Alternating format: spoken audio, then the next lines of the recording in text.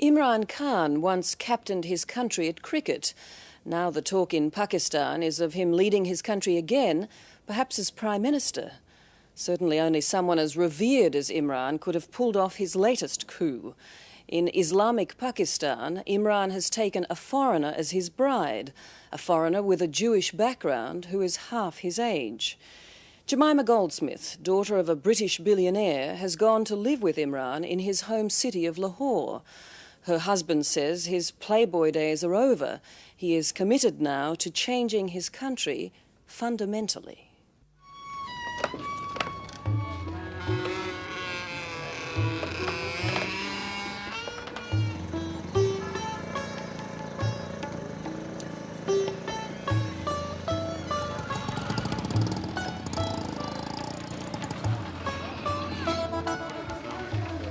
In some parts of the world, he's only a hero. In Pakistan, he's a demigod.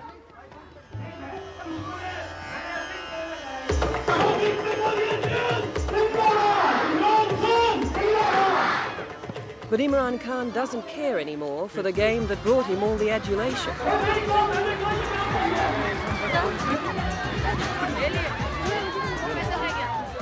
At 42, he is reborn as a symbol of Muslim pride and the brightest political prospect in a country staggering under the twin burdens of poverty and corruption.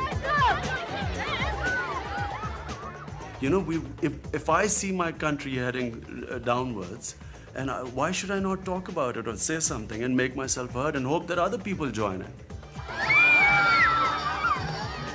In a democracy, I mean, we all have the right to say what we think is right. If I have a platform, I should speak out.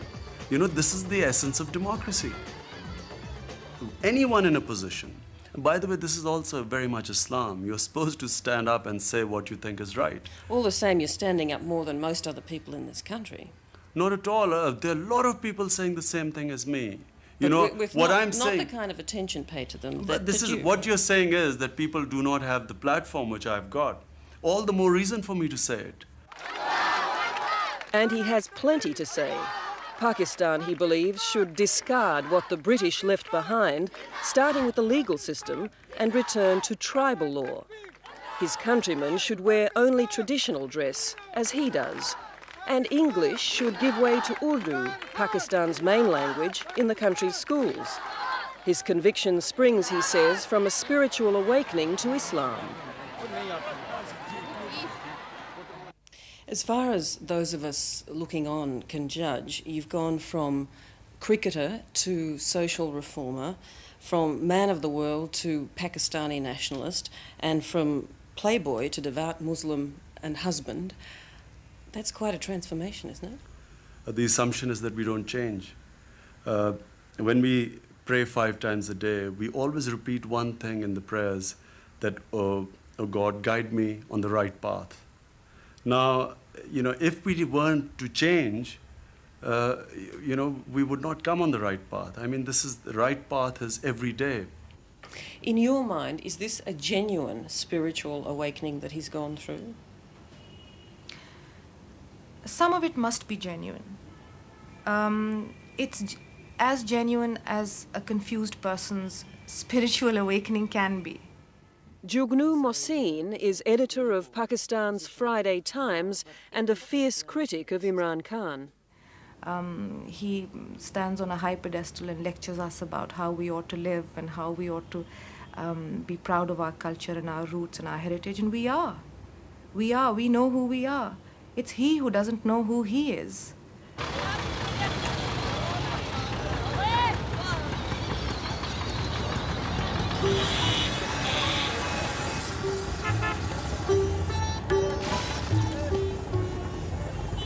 An arranged Muslim marriage to a local girl.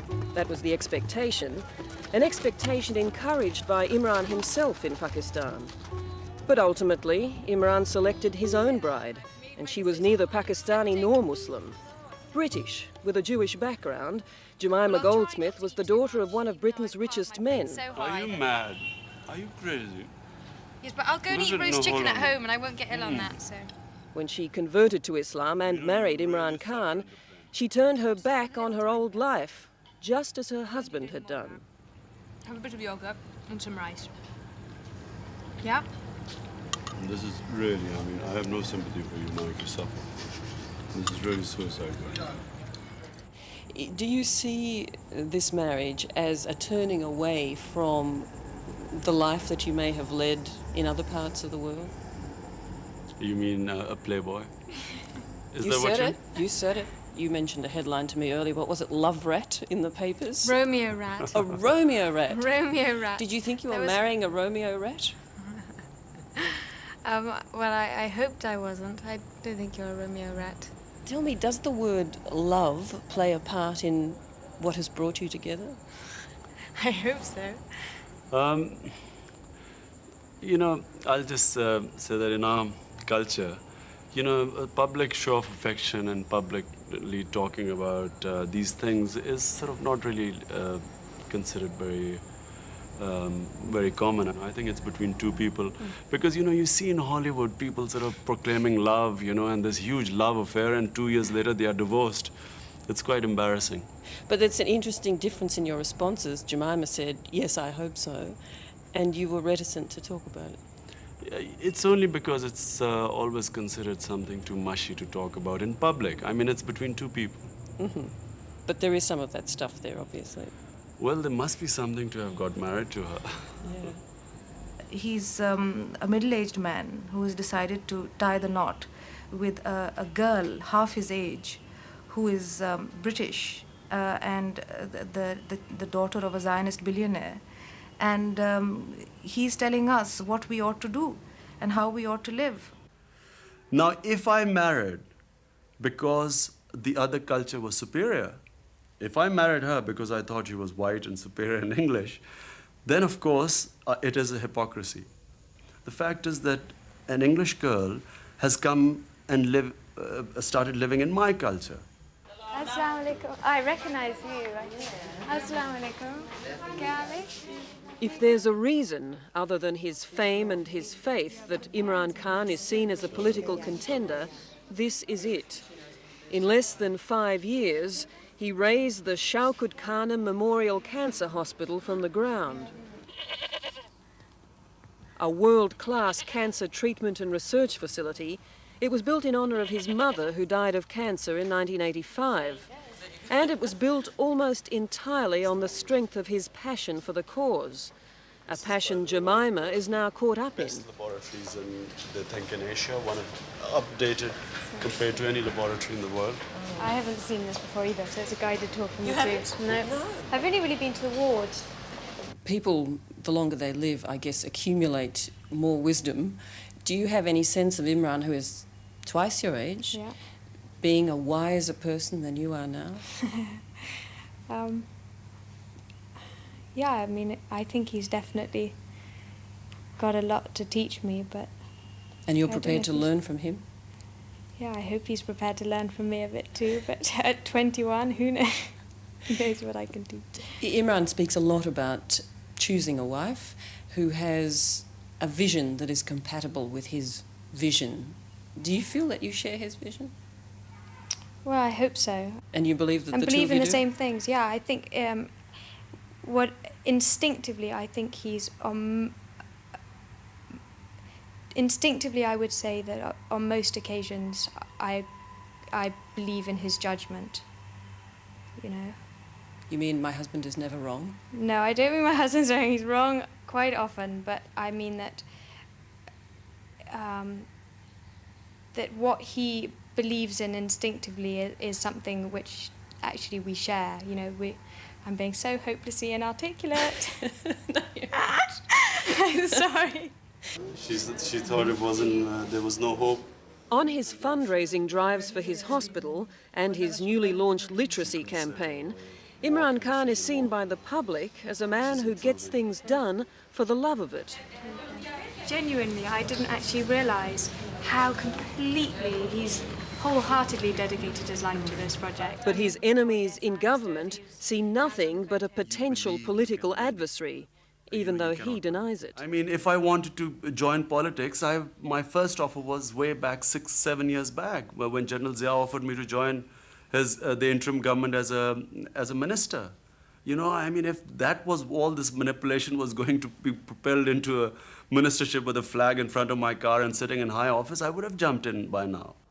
There's at least one person in this country who does not accept Imran Khan's assurances that he has no political aspirations, and that's the Prime Minister of Pakistan, Benazir Bhutto. She and her government have done everything imaginable to erase Imran Khan from the minds of Pakistanis, and they've gone to some grotesque lengths to achieve that. An ad for Khan's cancer hospital has been banned from the nation's TV screens. A promotion for the national airline trumpeting Pakistan's spectacular 1992 World Cup win has one stunning omission.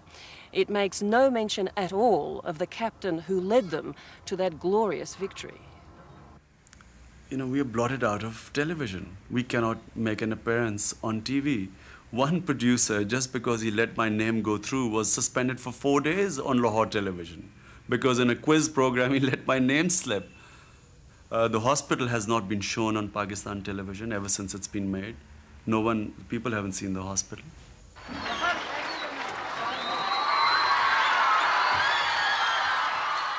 The government clearly believes Imran Khan is a political threat, as much as his followers believe that he's a political hope. His denials are not helped by the fact that at rallies like this one, he talks about restoring national pride. He talks about rejecting foreign aid, and he talks about cleaning up corruption. In fact, he talks a lot like a politician.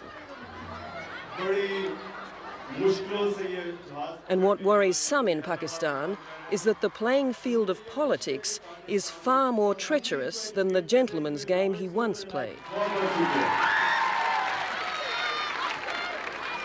Cricketers don't often become social reformers. They don't often become politicians.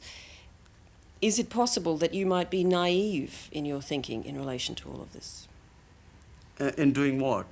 In the fact that you don't seem to want to admit that you might be able to be manipulated in all this because of your status here. You see, firstly, I mean, it's not that I've just recently got any fame. I mean, if I was to be manipulated, I was a name here for quite a while. And I've been approached by political parties for quite some time. Now, if I was that type, why would not have I jumped in before? Well, it's not uncommon for aspiring politicians to become involved in social and community programs to test the water for their support. It's not a crime to do that. Mightn't you be doing that? I suppose people must look at it like that. Test my water. Okay, so I've tested my water. There was a lot of support. I saw a lot of people in the towns coming out. So I've tested it. Now surely I should be jumping in now, because that's what was predicted, by the way. They thought it's imminent now and he's about to launch a party or something. My objective is that if I am in a position to help my country, I will try and do that. And I feel that in the current state of affairs, the way our political system is so corrupt, I can do a lot more good to my country outside politics. And that's what I'm trying to do.